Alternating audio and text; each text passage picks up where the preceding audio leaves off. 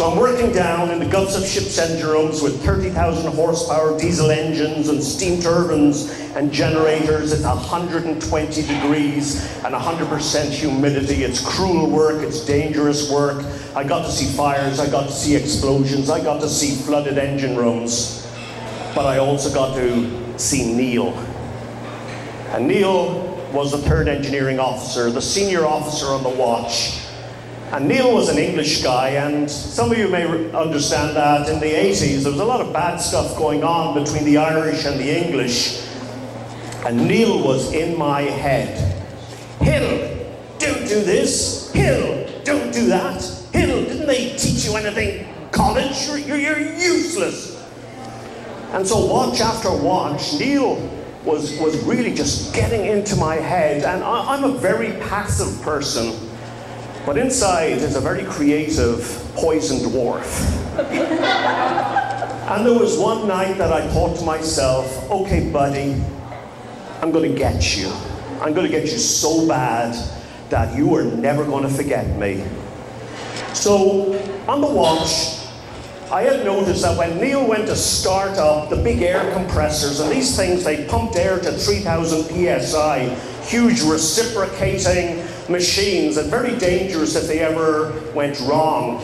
And I noticed that when Neil switched one on, he would stand behind this metal I-beam and he would put his arm around the front to where the start button was, and then he would press it. And I'd asked somebody about this, and somebody said, oh yeah, Neil started up one of these compressors some time ago and it blew apart and it scared the heck out of him, so he's kind of nervous.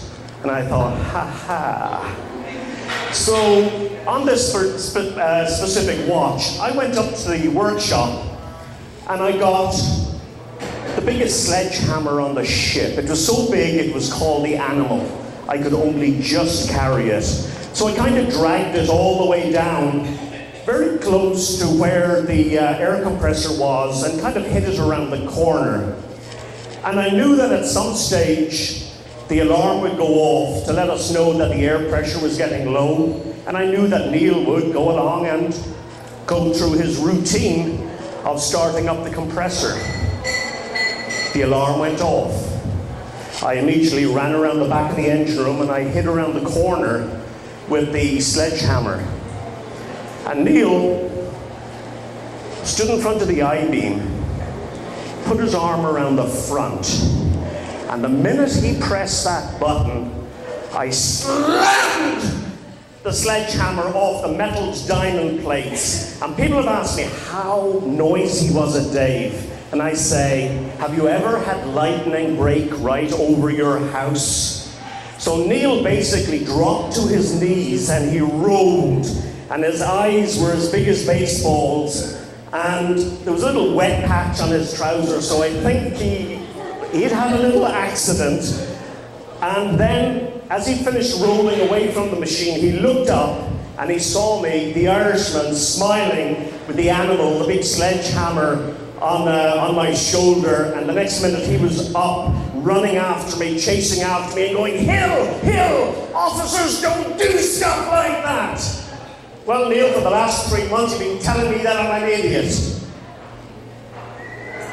Well, that was the most shameful thing I have ever done in my life. And when I reflect back on it, I'm just a young engineer at that time. And the sad thing is, I ended up having to leave that company to get a promotion.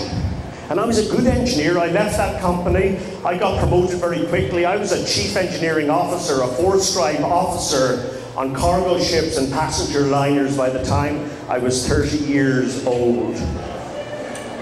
So I look back on this and I say to myself, now that I'm an awful lot wiser, I'm 57 years old, and I look back and I think to myself, what if after Neil was getting into my head, I had gone to him and I'd said, Neil, can you come to the ship's bar afterwards? I'd like to buy you a beer and just talk things out. And in the bar I'd say to him, Neil, you know, we seem to have got off on the wrong foot. I know I'm straight out of college, I'm a rookie, and I'm not living up to your expectations, and I'm making mistakes. But you've got 20 years experience, You're well respected, and I really appreciate the opportunity of you mentoring me. And there's no doubt in my mind that Neil would have said, okay, Dave, I'm going to give you a second chance. Here's what you need to do differently. So at the beginning of this, I told you that this is a story I wouldn't want my mother to hear, and it is a story I wouldn't want her to hear, but I also think it's a story that you might want to share with the younger generations when they think that they've got their degree in their hand and that life's going to be easy, but they all know that it just takes one step backwards and you're doomed.